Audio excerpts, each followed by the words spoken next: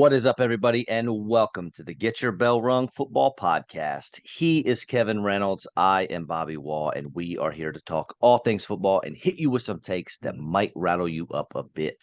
On today's show, got some news and notes from the NFL. As always, we'll be breaking down the last two positions we have left for our draft prospects, the cornerbacks and the safeties. That shouldn't take very long. And then we get to start one of my favorite activities we do all year, and that is our mock draft. We'll probably get to at least half of it today, I would think, and then we'll finish the second half on the show next week. Kevin, how you doing, my friend? Oh, living the dream. We're a little late this week because I've been a bit under the weather. My daughter missed some school last week. Then me and my mom got it from her. So here we are, living the dream. Speaking of living, you've been living under the weather for about half a year now, it feels like. Yeah, it sucks a lot. Like I said, I didn't get sick once for over 2 years. Now I've been sick 4 times in 6 months. And it all comes from that.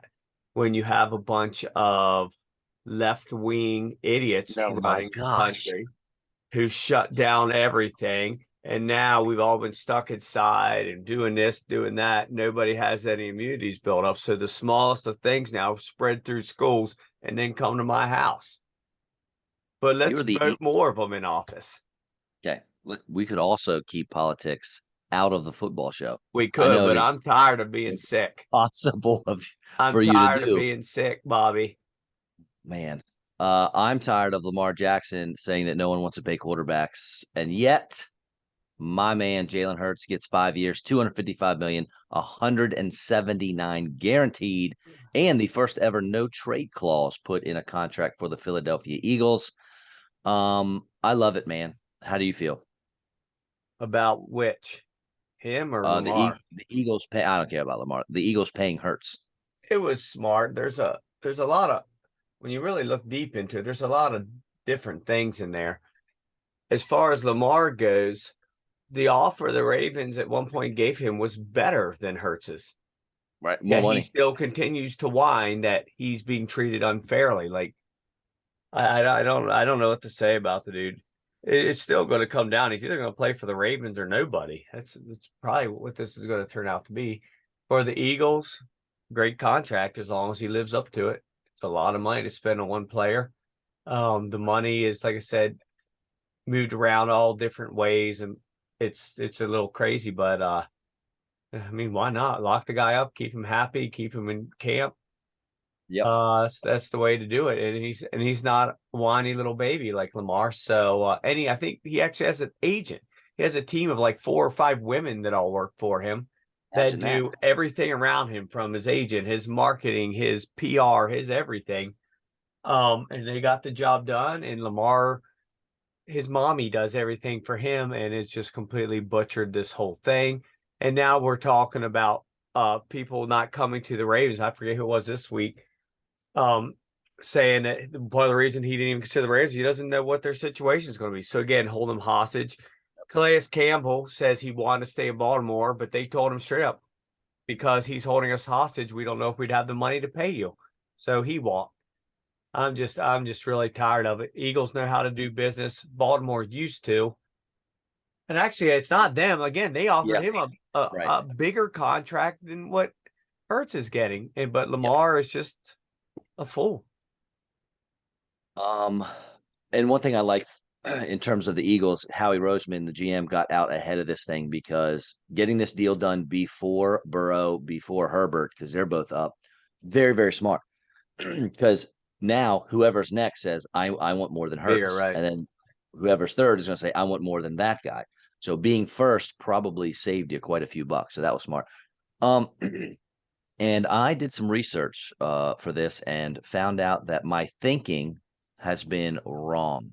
I was always under the impression that paying a quarterback and having that enormous contract would be a detriment to your team because you don't have the money to build around them. However, I did a little research, Kevin, and 6 out of the last 8 Super Bowl champion teams had a quarterback not on a rookie deal. The only two teams out of the last 8 seasons to win a Super Bowl with a quarterback on a rookie deal was Patrick Mahomes with the Chiefs, who also won one after getting paid. And also the Eagles when they won in 2018, the combination of Nick Foles and Carson Wentz, they won right before they paid Wentz. So it's a fallacy, my friend. You can pay these quarterbacks and still win a title. To a point, you can, but still, it's nice to have that money to spread elsewhere. Sometimes you have a little money, and all you need is the quarterback. You bring in Matt Stafford, who got really lucky for about 5 games and win a Super Bowl. But generally speaking, the less you can spend at any one position, the better it is for your all-around team. But you're correct. It doesn't preclude you from doing it. That said, it's nice, man, if you have the rookie contract, the guy who's not playing like a rookie, and then all these other guys, you can buy all these other parts. But yeah, it certainly isn't a necessity or some golden rule. The only other topic or thing I want to touch on, the fact that yesterday came out, a bunch of players on the Lions got suspended for betting on football. It's almost like we didn't just watch this happen with Calvin Ridley. It makes zero sense. 2 guys are suspended for a year for betting on the NFL. 2 guys, including Jameson Williams, are suspended for 6 games because although they did not bet on the NFL, they bet on college. They did so in the Lions facility. So I just don't understand the idiocy that some people live with. It's mind blowing. Yeah, and it seems a bunch of their staff was fired about a month ago because of it. It's just odd. I don't know why you're a multimillionaire. You've already got so much money. Why are you gambling so much in the first place? But 2, how hard is it to just wait 2 hours till you go home? So you're either stupid or just don't care because you know the rules. After the Calvin Ridley thing, you know every single team has meeting after meeting making sure that their players understand how this works, and they still do it. So I don't think they're stupid. I just think they don't care, think they'll get away with it, and then they don't, and then they cry foul. In his defense, at least James Williams just said, yeah, I did it. Shouldn't have. I'll take my punishment, move on. But it throws a little wrench into the works for Detroit, one of our upstart teams that you and I adore. Certainly doesn't help that I have him for 6 games. Absolutely not, especially because it was going to be Amon-Ra St. Brown and him, right? I think they brought in Marvin Jones like back again for his second stint in Detroit. But Marvin Jones he's in his Marvin 30s Jones now, so yeah, he's not the same. Right. So that having Jameson Williams out there would have been fantastic. Now I don't know if those 6 games are going to entice Detroit to take a wide receiver early in the draft just to help bolster that offense. I'm not sure if that'll affect that at all, but time will tell. Well, they might have to because that's another thing. Some of these other players, their wide receiver room is decimated. It's like 3 of the guys were receivers. Granted, 2 of them were nobodies, but they're still depth guys and special teams. Ted Cephas. So they've got we're talking about 2 guys for 6 games, 1 guy for the whole year. They got to come up with something. But you're right. I don't think it's going to be a first rounder, but they got 2 of them. Imagine if it could be if Njigba's sitting there at 18. That defense though needs enough work that I think they can deal without Jameson Williams for 6 games. But I don't know. It's just like you said. As soon as we saw this, it's just like the stupidity level is just through the roof. All right. You anything else, or you want to move on to these cornerbacks? No, nothing too exciting happened. Looks like the Redskins the football team, the Commanders, whatever the hell they are finally actually getting sold. So that'll be a good thing for the NFL. And maybe the Redskins can finally start getting back to their sellout streak instead of empty seats by the tens of thousands.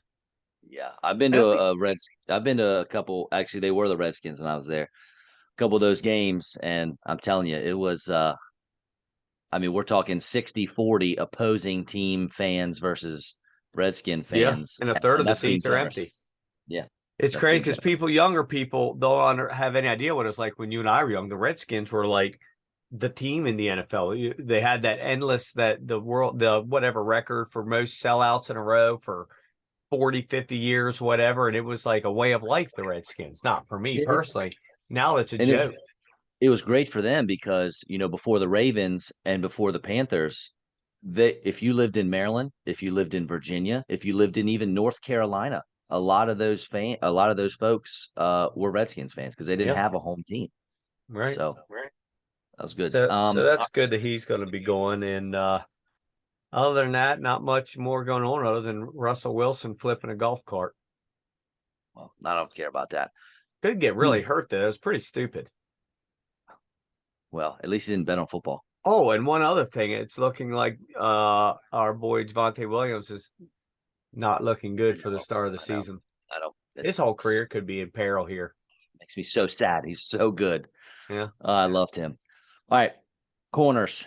For me, this might be the best group of corners, top to bottom, that have come out in a while. There's at least 7 names that I've heard numerous places could possibly go in the first round. For me, usually it's between Christian Gonzalez and Devin Witherspoon to be the top corner taken. For me, Christian Gonzalez is my guy. 6'1", 200 pounds, great size from Oregon, ran a 4.38 40 with a 41-inch vertical and 11-foot broad jump. He is super athletic, obviously fast, and this guy he plays very, very smooth. I liked his film the most. And it's interesting because he's sort of the complete opposite tape of Anthony Richardson, quarterback from Florida. You watch Anthony Richardson's first tape, I think it was against Utah, their first game of the year, and you're like, holy cow, this guy's going to be something. And then he fell off for the rest of the season. You watch the first game Christian Gonzalez played, and it's like, oh my gosh, this guy's getting beat. He does not look good. But then he dominated after that. He gets in a receiver's hip pocket, and he stays there. I love this guy. I think, for my money, he's the cornerback 1 in this class. I'll be honest, I didn't put a lot of effort into cornerbacks because none of these guys excite me because I based them all on sauce. You can't do that. Just watching it made me bored and just sort of like, whatever. The only one I care about at all is Deontay Banks, just because he's a Maryland man. I've seen some mocks that have him going in the first. I've seen others that have him falling late second round. It's very volatile position here with drafting. I think a lot of it's going to go on if there's a quick run on them early, like an unexpected run. That you're right, you might have 5 or 6 of them taken in the first round. Probably not, but if teams start to panic and realize some of these guys aren't going to be there in a second, you might see a little run on a bunch of guys who are less than inspiring. So Banks is my 7th corner, and he is basically the same size as Christian Gonzalez. He's a little bit faster, a little bit more athletic, if you can believe that. He's one of the most athletic guys in the entire draft, if not the most. One thing I liked, his tape didn't jump out at me. I wasn't overly impressed, but what I did like is he did a little bit of everything. He covered punts, he blocked kicks, and he's definitely not afraid to punch you in the mouth. He's a tackler. He tackles. Yeah, for sure. Now, Devin Witherspoon, he is probably most people's boards the number 1 corner. He put together one of the best seasons PFF has ever graded from a college cornerback. He only allowed 22 catches and 206 yards on the season. And he is very, very feisty, and he's very physical, and he's going to annoy the receivers that he has to cover. Great dude, great player.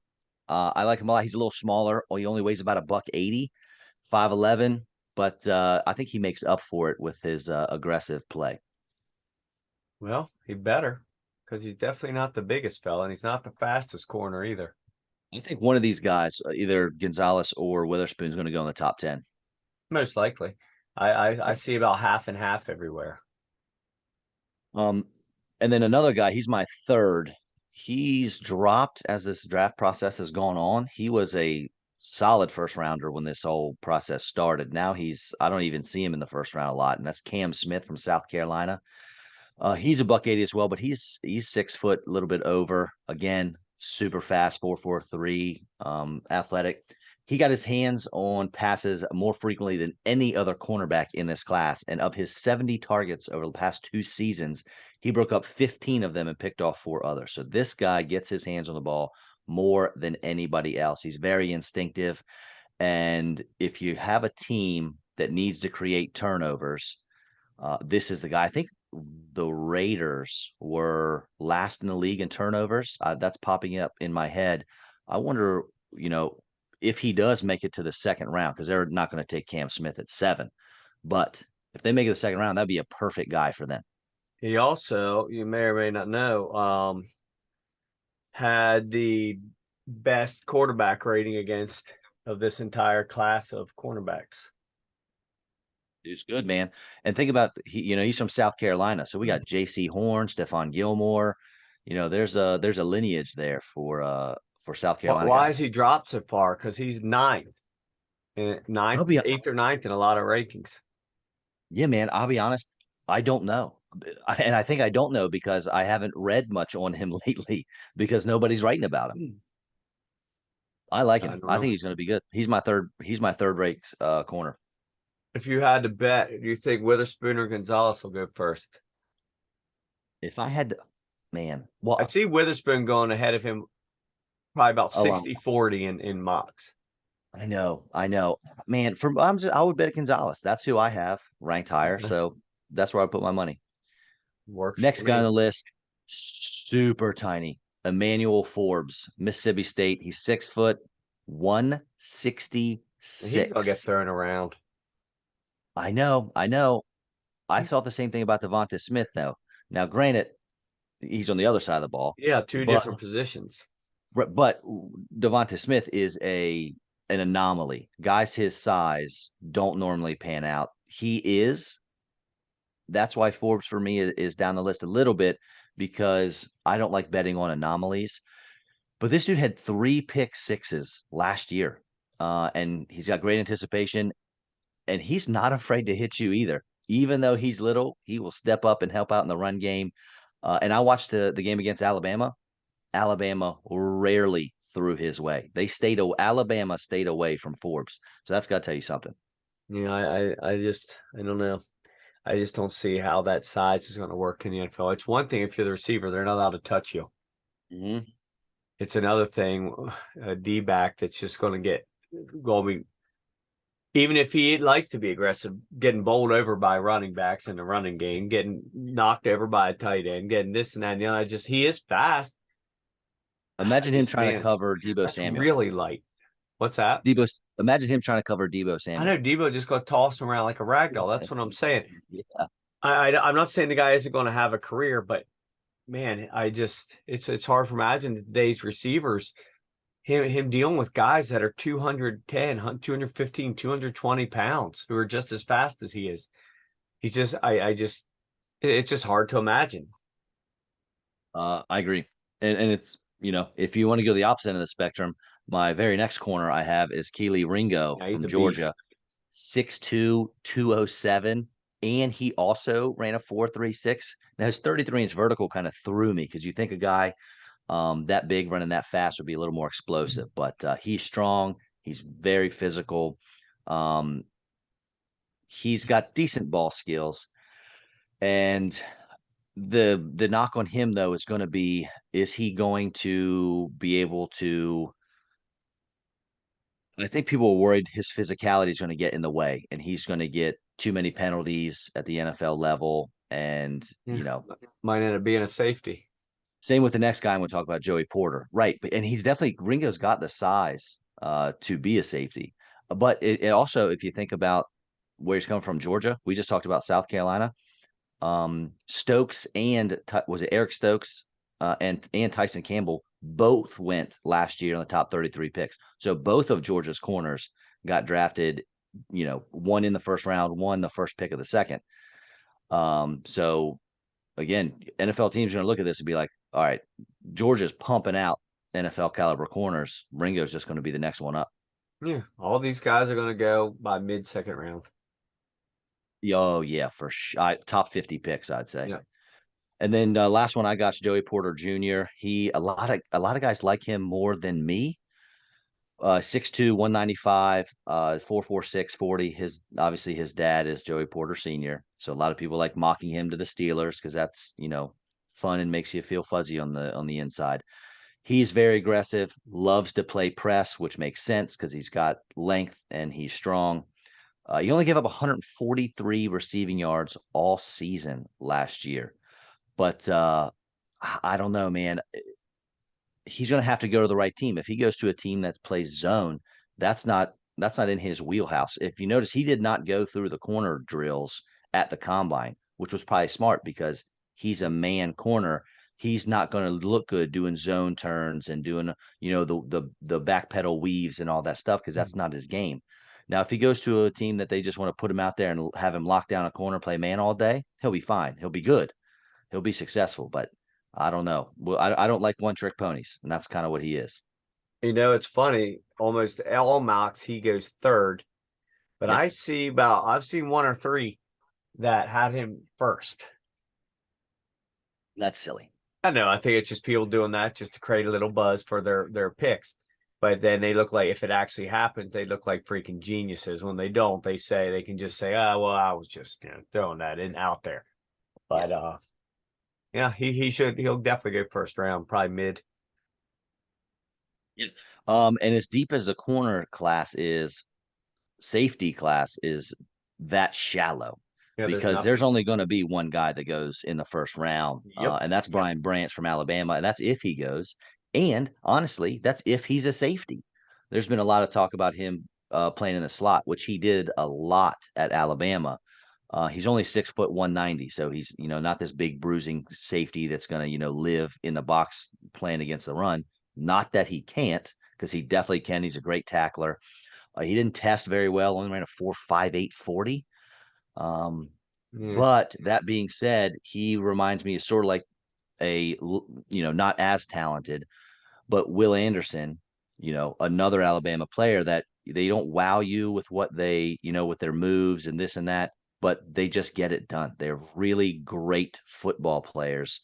And even for being as slow as he ran, he's covering guys constantly. He's not like he's getting smoked all the time. He's right there, with the receivers and stay in their hip pockets. So I think Brian Branch is going, and they called him Little Saban out on the field, Nick Saban, coach out there for the defense. So I think he's going to end up, especially if he gets a good spot.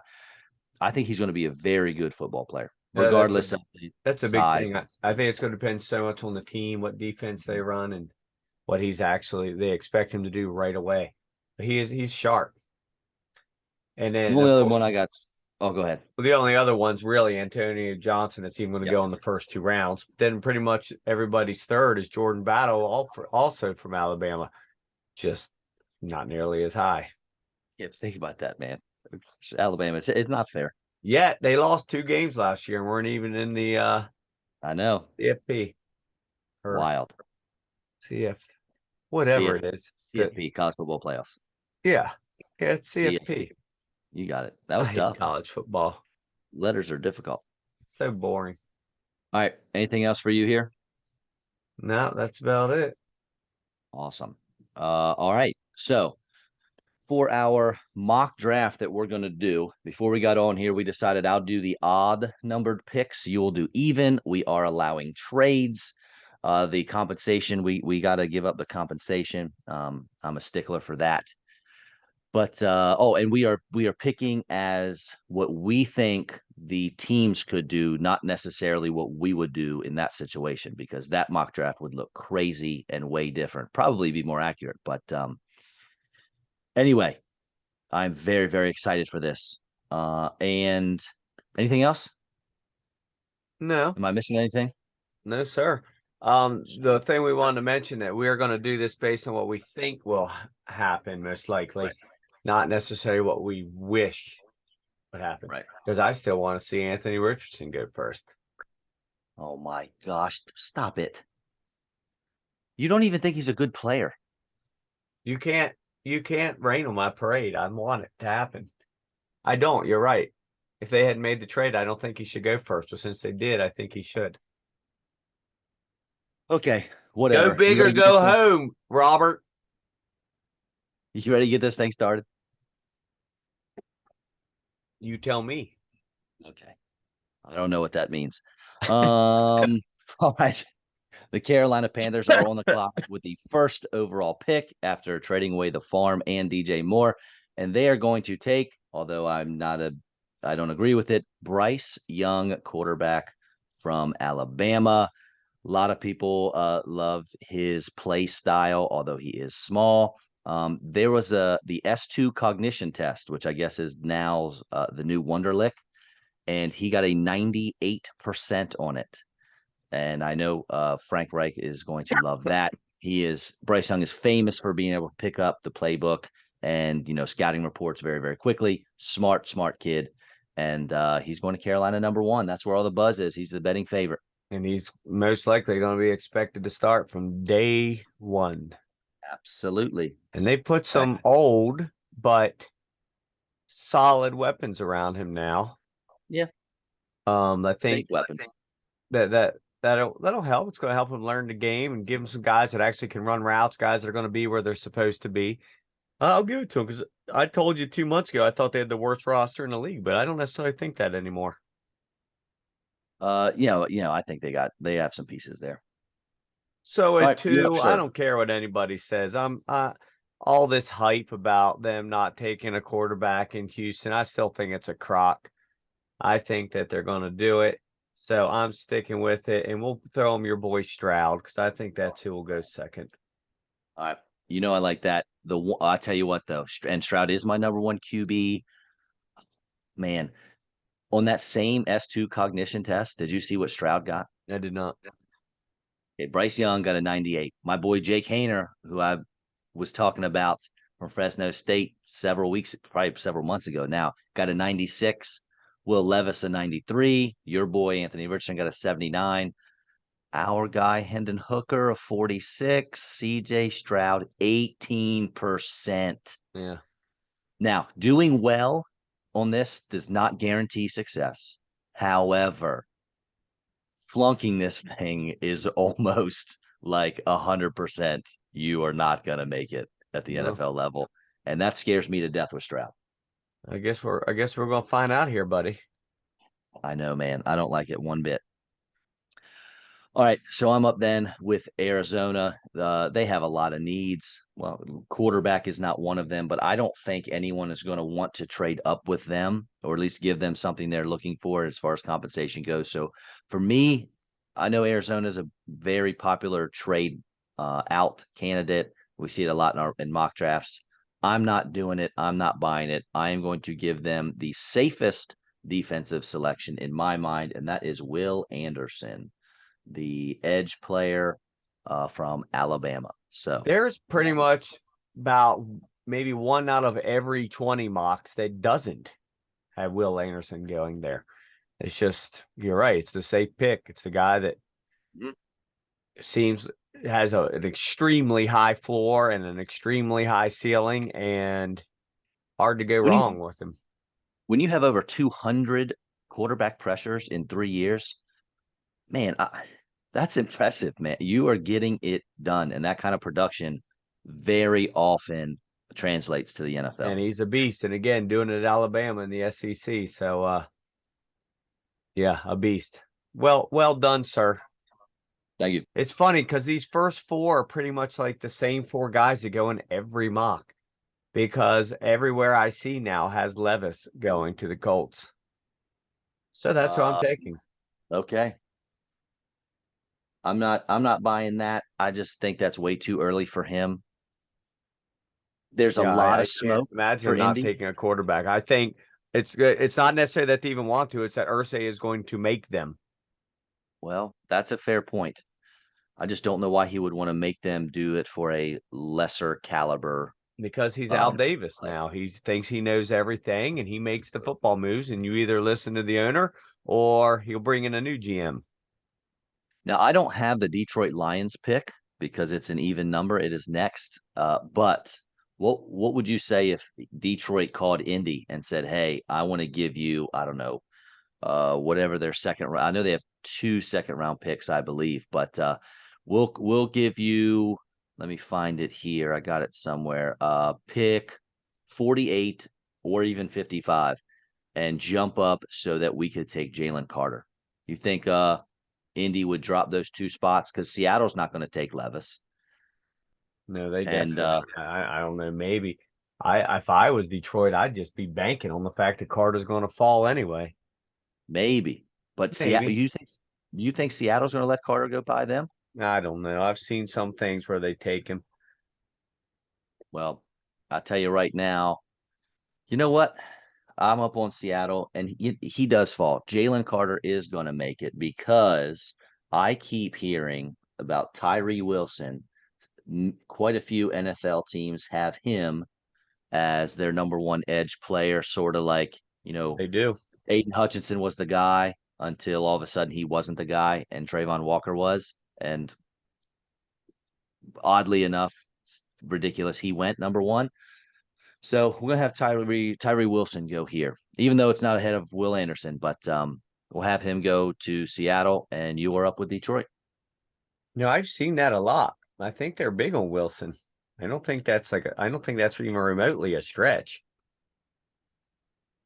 And I think the last place that Jalen Carter needs to go is a place like there where you are just allowed to just do whatever you feel like, and then there's no real rules, and just go. I just don't think that'd be wise. However, I think him going to Detroit would be brilliant, and that's where he's going to go. Because there we have a team now with some new leaders, and Campbell is going to make sure he stays straight. And I think it's a working man's town. And I think that's the place he could really thrive. I think there's going to be rules. I think that teammates will help keep him in line there. And boy, oh boy, all of a sudden, the one thing they really need is just handed to them. So think about this. Can you imagine if you are Detroit and the best player really hands down in the whole draft falls to you at 6? At 6. That's Larry And, Tunsil, right? and Or there's not Larry many Tunsil. teams better. I mean, atmospheres that if you can think of in the league that maybe he would thrive more. Where else could he go? Like KC, I guess he'd do. Randy Reed's great with players. But going to Pete Carroll, that's just a recipe for disaster. Anybody that goes there with issues ends up having more issues. It's too lax there up in Seattle. That's what I'm saying. This guy needs some kind of structure, because left to his own devices, he is a ticking time bomb. Hard Dude, to argue imagine that. him on one side, Hutchinson on the other side. Who are you? Where are you going to go against this defense? And they still have another number one pick coming up. All right. Oh yeah, man. Not just them, but what was it? Malcolm Rodriguez. The beast, rookie linebacker step up, Yeah. came out of really nowhere, and dominating last year. All right, I'm up. The Raiders, number 7, Las Vegas. Obviously, they're linked to a quarterback a lot. It ain't happening here, I can tell you that. Don't want Anthony Richardson. Definitely not at 7. For me, I think we're going to go O-line, bolster that group. They get the pick of the litter. And I think we're going to go Paris Johnson here. Paris Johnson, tackle from Ohio State. Wow. Many people have him as their number one offensive tackle. It's usually either him or Skoronski. And I think Vegas is going to go with Johnson. I like Johnson a lot. I think he's my 3rd offensive tackle. He's big. He didn't allow a single sack last year. Great size, great length, quick feet. He can move. So let's do it, Las Vegas.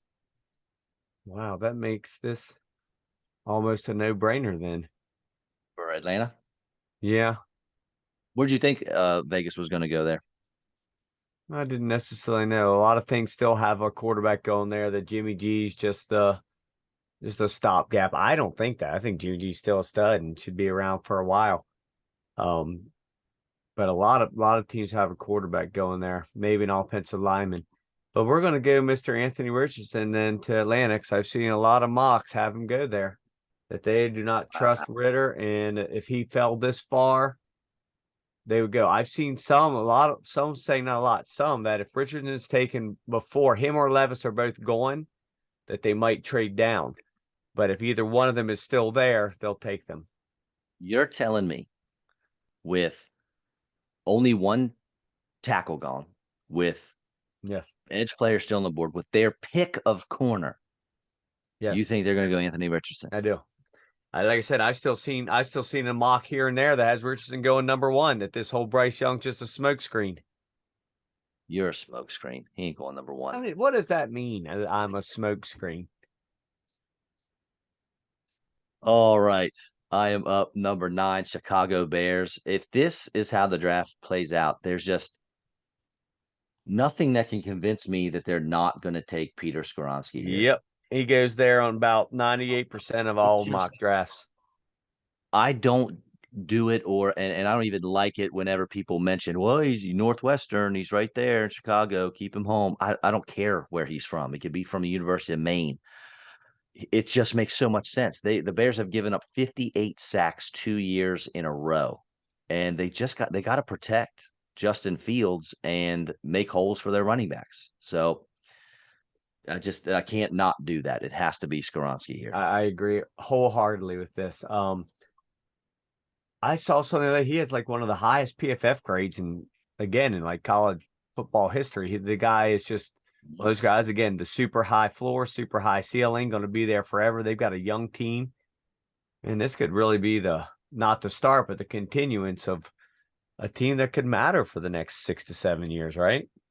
Yeah, I tell you what, man, I don't know where these trades are coming because I talked about a Detroit hopping up to take Carter at 4. I had a trade in my mind if Anthony Richardson was still here, I was going to have Tampa Bay call you with the Philly pick right now and say, hey, how about you move down to 19? I'll give you pick 50 in this year's draft, and we'll flop 3rd-round picks. So Philly moves up for Tampa to take Anthony Richardson. Well, so let me get this straight.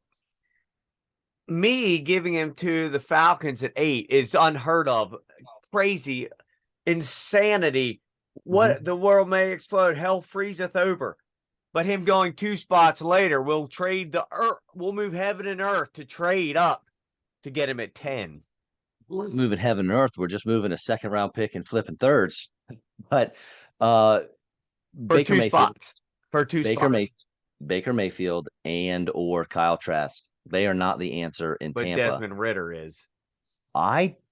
Listen, last year I liked Desmond Ridder. He was my 2nd ranked quarterback. I had Kenny Pickett 1. I had Ridder 2. That's not surprising. I think Ridder's he start for 4 years in Cincinnati, solid leadership skills. I think Ridder's going to be okay. Not great.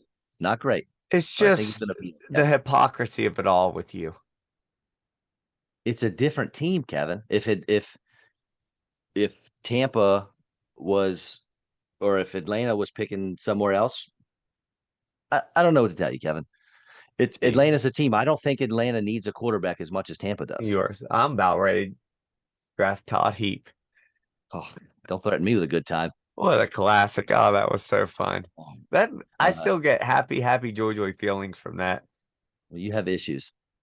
I can't argue that. One issue you have right now is finding out what Philadelphia does. This is so hard. Because the thing I want to do, I don't know that they'll do, but man, every time I look now, you want to give him Bijan. I want to so bad because everywhere I look now, it's like it comes from this angle and then that angle. And then it comes out of Philly that they're hearing it.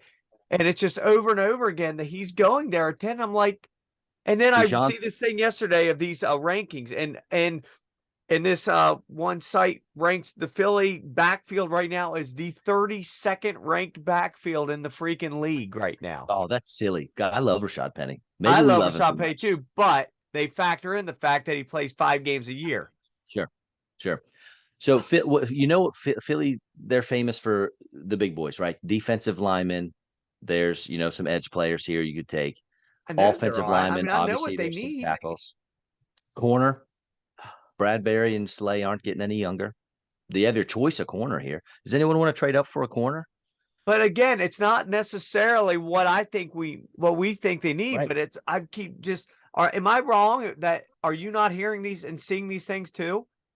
100%. But listen, 1986 or 87 is the last time Philly spent a 1st-round pick on a running back. I know, it's so hard to imagine. If they had not brought in Penny, I'd say this was a freaking no-brainer. Like, there's no way they're not taking him here. But how often have the Eagles had a gift of a top 10 pick? I mean, it's extra, right? It's house money. They can do whatever they want here because they have their first round pick still. This is just icing on the cake. Okay, well then you just sold me. Bijan. Oh, I don't have to like it, but he is, well, He he's is, dude. I've watched everyone's. him a little bit more, some more things like actual, not just highlights, like a part of a game. He just looks like a man amongst boys. I know it'll be different at the NFL level, but maybe not. And in that offense, if they actually let him cook a little bit and don't pull the Miles Sanders treatment on him, I mean, you're talking about the best offense in the league. All of a sudden, is better. Yeah. I mean, Better. I mean, can you imagine their offense being any right. better than it was last year? They're going to be freaking unstoppable. They got 2 of the 10 best receivers in the league, 2 of the top 15. You maybe have a top 5 running back. You have a top 5 quarterback. You have a top 10 tight end. The Maybe best even offensive top line. Now, 5. grant there's been changes along that offensive line, but they're going to be a top 10 unit at least, I would think. Well, yeah, they were 1 last year, right? Yes. Man. I I'm don't. sorry I did that, dude. But I mean, like I said, if wasn't hearing and seeing it everywhere, I wouldn't think it. But Okay. I'll tell you. Well, Bijan's only gone on 2 visits. He only visited 2 teams, Philly and Tampa Bay. So I'll tell you a secret. Don't tell anyone. If they take Bijan there, I'm not upset. It's just how so much could you be? fun to think about. I know it's so much fun. As good as they are, like you said, this literally makes them better. You don't always want to take a running back that early, but if it's a clear need and something that could really put your team over the top, why not go for it? Like you said, it's a luxury pick. They shouldn't even have this pick, but they do. All right. So Tennessee, they miss out on all of the quarterbacks. They hate Ryan Tannehill for some reason. Malik Willis hasn't panned out. And I really want to give them a wide receiver here because they desperately need one. It's just hard for me to think Mike Vrabel's going to do that with his mindset and how they play.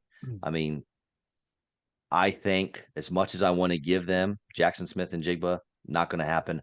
I'm going to give them Broderick Jones, offensive tackle from Georgia. This dude is a monster and probably the most talented offensive lineman we have left. Now, yeah, I think he only started for a year. He's got learning to do. I don't think he's reached his ceiling. And I think he will be a perfect fit in Tennessee. He just made himself a lot of extra money in your world because don't see him going that high very often. Well, it's usually him or Dewan Jones is usually the I'm saying it'd be big great one for off. him if you're right, because that's Yeah. I mean, the numbers for all these slots are pretty much set in stone. So every slot you go ahead of another, that's that much more money you're automatically going to make. Do you see them taking a wide receiver there at 11 as much as Yeah. they need one? I've seen a lot of mocks where they have that's what's going. All right, well, this is exciting for you. You get to make your second pick for the Houston Texans as they are picking 12. I do. You took your QB, so you don't need that. Here could be your wide receiver. Here is my wide receiver, Mr. Quentin Do it. Johnston. What? You're insane. Nope. You're telling me that you drafted CJ Stroud, who went where? Ohio State. And who is his number one receiver? Well, technically this past 2 year, years ago. All he right. was hurt, right? 2 years ago, with Garrett Wilson and Yeah. Chris Olave on the same team, Right. JSN was the number one receiver on that squad Right. for CJ Stroud. You have a chance to hook him back up with his guy and Right. continue that companionship in Yes. Houston. And you said no. That's correct. I took Johnson because he's a Texas boy and he's bigger. I like big receivers. And I think the Texans will too. Oh man, I don't. Maybe he'll make him smarter. Make him smarter. Well, you said that CJ Stroud is stupid earlier. Oh gosh, that poor guy. All right, I like my pick. I'm thrown off here just a little bit. Man, I just had JSN there. I thought it was perfect for that to happen, but 'Twas not to be, I guess. All right, so now I am up at 13 with the Jets. I like them to stay here. I don't think they'll trade back. They went in the first round last year and got our boy Sauce Gardner. And right now, I cannot believe that a corner has not been drafted. They have their pick. And can you imagine having Christian Gonzalez lined up across from Sauce? Now, that's not their biggest need. Offensive line, you know, every team can use offensive line help, but especially the Jets. They like drafting big boys as well. But I'm not seeing it here. When you got the number one corner, in my opinion, left on the board, you hop on that and you hop on it quick. So they now have two lockdown corners in New York for Gang Green, and I like that a lot. You're taking Gonzalez over Witherspoon. I am, yeah. I mean, I just, we just talked. He's my number one corner. Right. I think his play style is closer to Sauce's than Witherspoon is. Fair enough. I'll buy that. So then that brings me to the Patriots, and the Patriots love to trade down. Is there anything exciting you'd see in here that you think of a team that would like to move up to here? Here's the problem. It's the talent of the guys that are left. It's not right the fact that teams don't want to trade down. It's what player is going to force a team to trade up. Honestly, the only player that I have left worth trading up for, in my opinion, is Jackson Smith and Jigba. So if you have a wide receiver needy team, I mean, Green Bay, do they want to hop up one spot to take him? No, but I put him or Witherspoon because there's a lot of teams that he's already going past where he's probably going to go anyway. Witherspoon to New England? What's that? What'd you say about Witherspoon? Witherspoon's already past where he would have went. So I was just saying they're the two guys I think that teams would trade up for. Are your Ravens trading up for JSN? The problem with the Ravens is they don't have much to trade with. They don't have much to barter with. I don't know how they can do it. I've looked at some scenarios, and like when you don't have anything to barter with, it makes it very difficult to barter. You have to have something valuable, and they have almost no draft capital. You know how the Saints last year traded up to take Olave? Because trading up for a wide receiver doesn't happen often. Yeah. Man, what if Buffalo did it? Now that's a big jump, but can you imagine? You immediately, with Diggs on one side and JSN on the other, you have two of the premier route runners in the league, because that's what JSN. I buy what you're selling, but I can't imagine the Patriots doing it with them. That's true. Yeah. Good call on that. So you're staying put there? So then I'm going to put a guy that I've seen in a couple mocks, him going there, Luke Van Ness. Yep. Something they need. They need edge. Like I said, I've seen in a few different places him going there. He's the kind of guy that I think Belichick likes, and he'll do his thing. I can't believe you didn't go Witherspoon there. No, they got those corners. Drafted 3 or 4 corners last year who did well this year. I don't think that's a true need that they have. Remember that's cornerback university. You go to the Patriots, they could pull couple guys off the street on the way to the stadium, and in 3 weeks they're freaking like second team all pro corners. Yeah, no, absolutely. But man, the Patriots don't always draft for need anyway. I don't know they don't. But I said I've seen him go there that he just likes him, likes his style, likes his whole thing, and you never know what Belichick's going to do, dude. He might completely trade out of it. All right, so I'm up. Green Bay, they got quite a few needs: wide receiver, safety, tight end, edge. I wouldn't have minded Van Ness here. I know Myles Murphy's still out there, but do they even have a tight end on their roster that you can name? I'm not sure that they do, because who is it there now? I don't even know. That's what I'm saying. Robert Tonyan is no longer there. Their starting tight end right now is Josiah DeGuara. Okay. Yeah. He's not the guy. And all the tight ends in what is a very talented class are still out there. So I am going to go that direction. I'm going to pass. As fun as it would be to give them a wide receiver to sort of stick it to Aaron Rodgers, I'm gonna pass on that and take a tight end.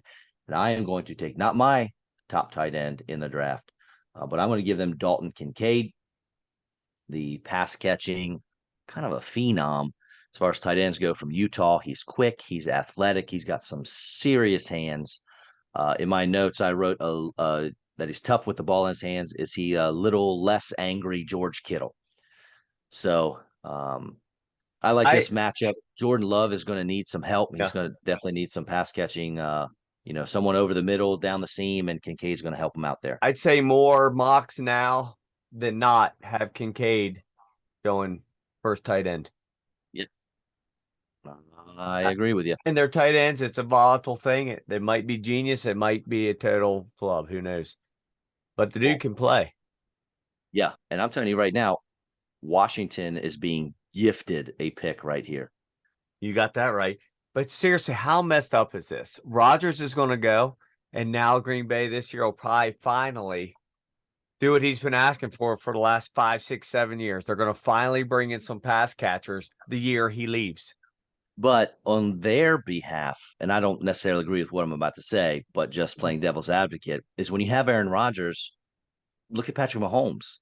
Andy Reid didn't load him up with weapons this year, and they won a Super Bowl, right? You got Aaron Rodgers. He should be able to make it happen with whoever they put out there. That's, I think, part of the problem that's been all along. When you have Aaron Rodgers, you feel you can bring in subpar pass catchers, and he's going to make them great. Mm-hmm. And he's done it throughout his career. He always, every time a one left, a new number one started. One left, a new number one right away. But lately, it's just not. I don't know. It's just been different.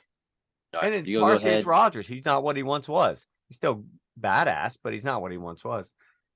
So Washington on the clock, man, with their new owner, their new everything, and Ron Rivera. This guy could maybe save his career here. Mr. Devin Witherspoon is heading. There's no way if this happens, they don't take Devin Witherspoon. It's impossible. Impossible, right? They will be licking their chops. They'll have the card already ready, just ready to sprint up. The only chance that wouldn't happen is if somebody came calling another cornerback needy team, and like, I don't know, maybe Minnesota or somebody, and they just offered them the world to jump up there. Make them an offer they can't refuse. My gosh, would that be that would be phenomenal for them. Yeah, sure would. All right. Oh, now the Squealers. Yes, I am up here. I think this is I mean, JSN, I can't believe he's still here, but I also, with Pittsburgh's needs, I can't see myself taking him. And like I said, here we go. They could use a corner, and I'm staring right at Joey Porter Jr. to Pittsburgh, where his dad played, but I'm not buying into that. I've seen him or Banks, a lot of them going to Pittsburgh. Say it again. Oh, him or Banks? Yeah. I'm actually not even going to go corner. I think their bigger need is on the offensive line, and I think there's one or two guys left. I'm going to give them Darnell Wright out of Tennessee. He is a monster of a man, and he can pass block. He can run block. They'll love him there too. Yeah, 6'5", 333 pounds. He's going to be an instant celebrity in Pittsburgh. He shut down Will Anderson. So, that's obviously, you see something like that on tape and you can't help but fall in love. So Darnell Wright to Pittsburgh feels good to me, and obviously to you as well. So let's do it. Wow. Now, Detroit again. You got both Detroit picks. Wow. I mean, hold on. Let's see. So who'd you take? You took Jalen Carter, fell to him. Oh man. Okay.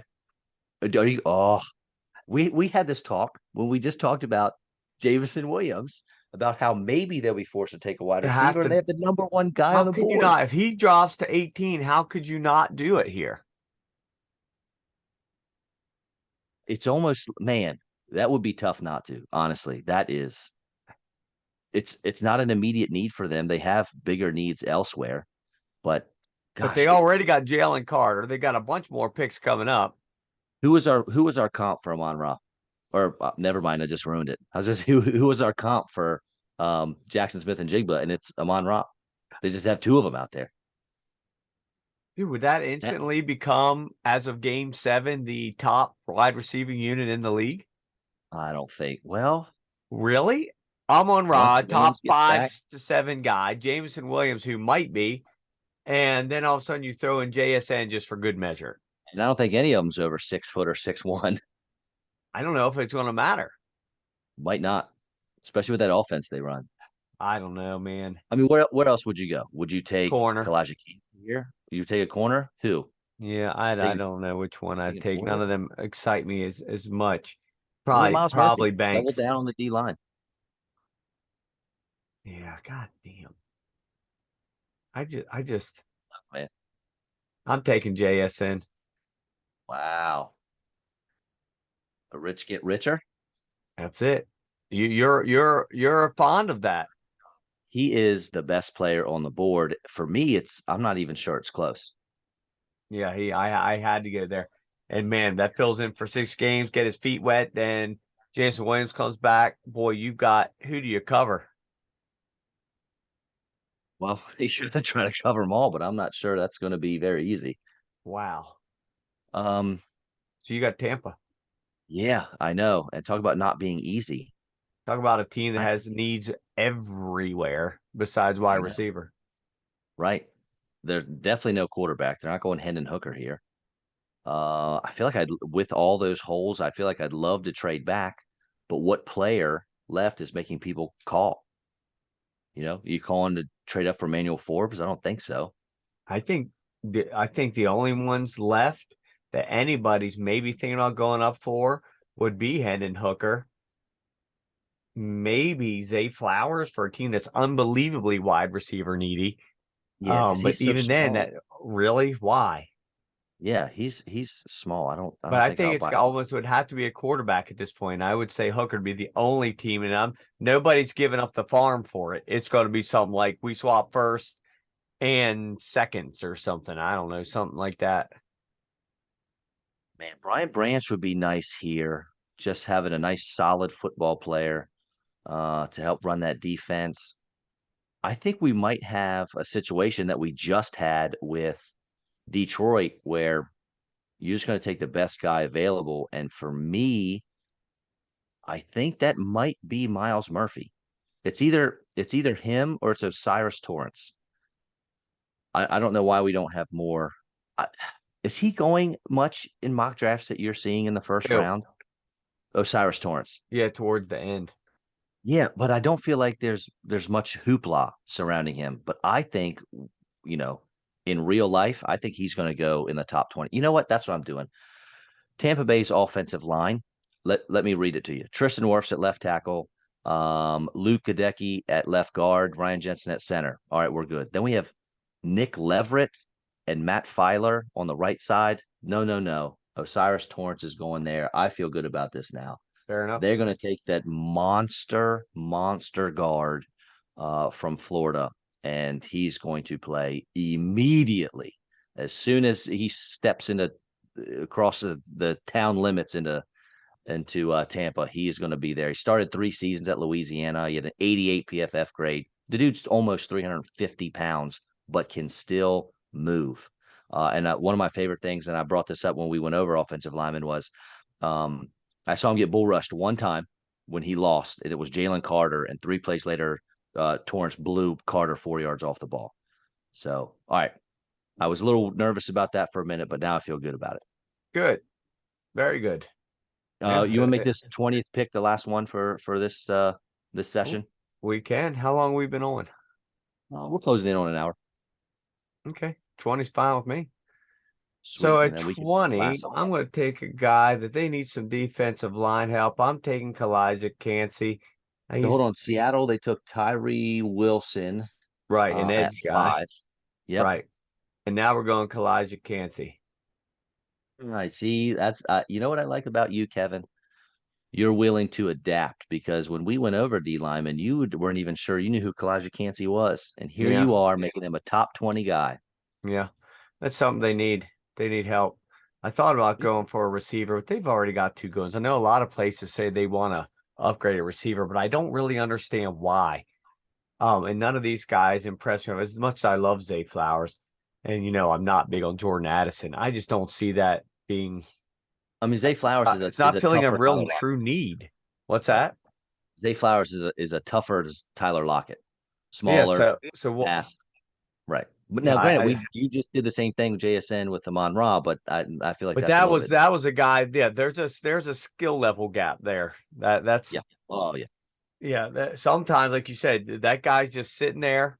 You just have to take the best player available, and it's an embarrassment of riches. And when you had two first round picks, you're given you have that. You just were handed Jalen Carter.